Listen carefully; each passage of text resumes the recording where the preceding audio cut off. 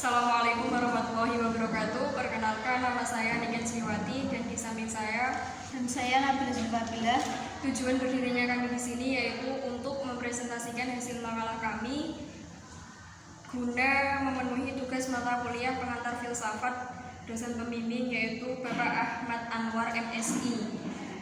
Judul makalah yang kami sampaikan yaitu logika, yang melatar belakangi makalah ini adalah akal manusia hakikatnya memerlukan aturan dalam menganalisa berbagai masalah yang ada. Karena ilmu logika merupakan ilmu yang mengatur cara berpikir atau analisa manusia. Logika merupakan bagian dari kajian epistemologi, yaitu cabang filsafat yang membicarakan mengenai ilmu pengetahuan. Berpikir ilmiah adalah pola penalaran berdasarkan sarana tertentu secara teratur dan cermat. Seseorang yang tidak berpikir berada sangat jauh dari kebenaran dan menjalani sebuah kehidupan yang penuh kepalsuan dan kesesatan. Akibatnya, ia tidak akan mengetahui tujuan penciptaan alam dan arti keberadaannya dirinya di dunia. Yang kedua yaitu rumusan masalah, ada 5. Yang pertama, apa pengertian dari logika ilmu? Yang kedua, apa dasar logika ilmu? Yang ketiga, apa saja kegunaan logika ilmu? Yang keempat, apa saja macam-macam logika ilmu? Yang terakhir yaitu apa saja macam-macam bentuk dasar logika ilmu? Yang ketiga yaitu tujuan penulisan. 1. Untuk mengetahui pengertian dari logika ilmu. Yang kedua, untuk mengetahui dasar-dasar logika ilmu. Yang ketiga, untuk mengetahui kegunaan logika ilmu. Yang keempat, untuk mengetahui macam-macam logika ilmu. Dan yang terakhir, untuk mengetahui macam-macam dasar logika ilmu. Untuk selanjutnya, materi akan disampaikan oleh rekan saya. Silakan. Oke, materi untuk yang pertama adalah pengertian dari logika ilmu. Logika ilmu menurut bahasa adalah logika berasal dari kata Yunani kuno logos yang berarti hasil pertimbangan akal pikiran yang diutarakan lewat kata dan dinyatakan dalam bahasa. Sedangkan secara bahasa, logika adalah ilmu yang mempelajari kecakapan untuk berpikir secara lurus, tepat, dan teratur. Untuk yang kedua adalah dasar-dasar logika. Dasar-dasar logika dibagi menjadi 2. Yang pertama, penalaran deduktif, yaitu penalaran yang mengacu pada penalaran yang menggunakan informasi, premis atau peraturan umum yang berlaku untuk mencapai suatu kesimpulan yang telah dibuktikan. Yang kedua, penalaran induktif. Penalaran induktif ini adalah suatu penalaran yang berasal dari rangkaian fakta-fakta khusus untuk menghasilkan suatu kesimpulan umum. Yang ketiga, kegunaan logika.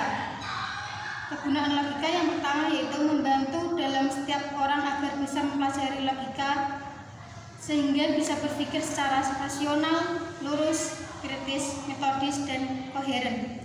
Yang kedua, mampu meningkatkan kemampuan Anda agar bisa berpikir dengan lebih abstrak, cermat, dan objektif. Yang ketiga, mampu menambah kecerdasan dan meningkatkan kemampuan berpikir secara tajam dan mandiri.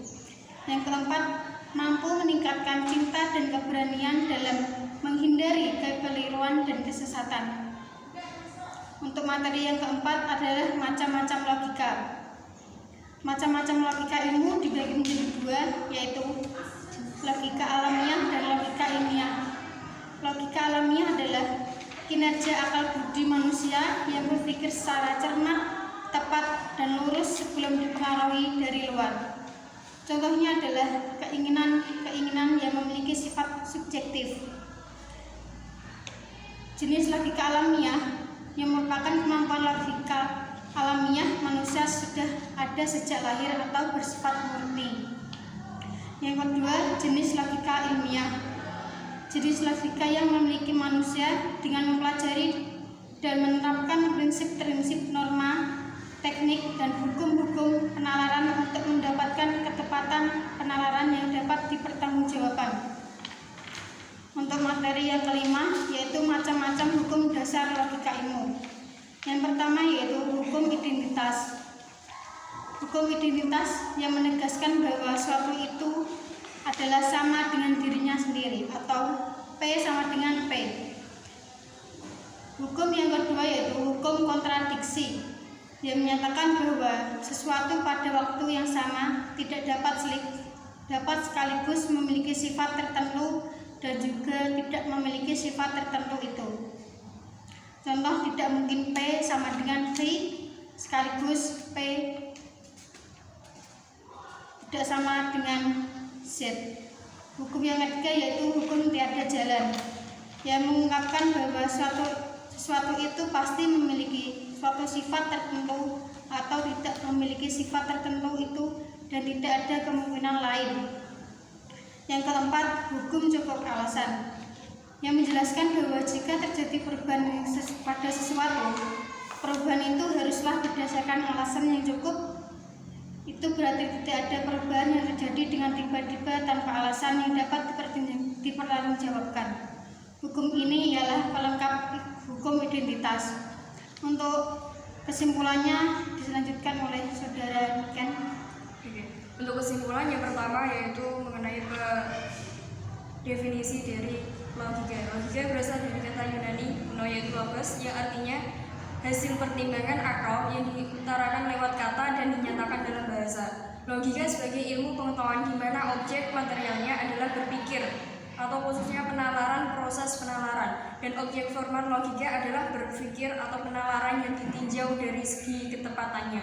Penalaran adalah proses pemikiran manusia yang berusaha tiba pada pernyataan baru yang merupakan kelanjutan runtut dari pernyataan lain yang telah diketahui atau premis yang nanti akan diturunkan kesimpulannya. Yang kedua yaitu dasar-dasar logika, ada dua yaitu penalaran deduktif dan penalaran induktif. Yang ketiga gunaan logika. Logika mempunyai beberapa kegunaan, diantaranya yaitu membantu manusia berpikir lurus, efisien, tepat, dan teratur untuk mendapatkan kebenaran dan menghindari kekeliruan. Macam-macam logika ada dua yaitu jenis logika alamiah dan logika ilmiah. Yang lima macam-macam hukum dasar logika ilmu. Hukum identitas atau law of identity, hukum kontradiksi law of contradiction, hukum tiada jalan tengah law exclude middle, hukum cukup alasan law of separation.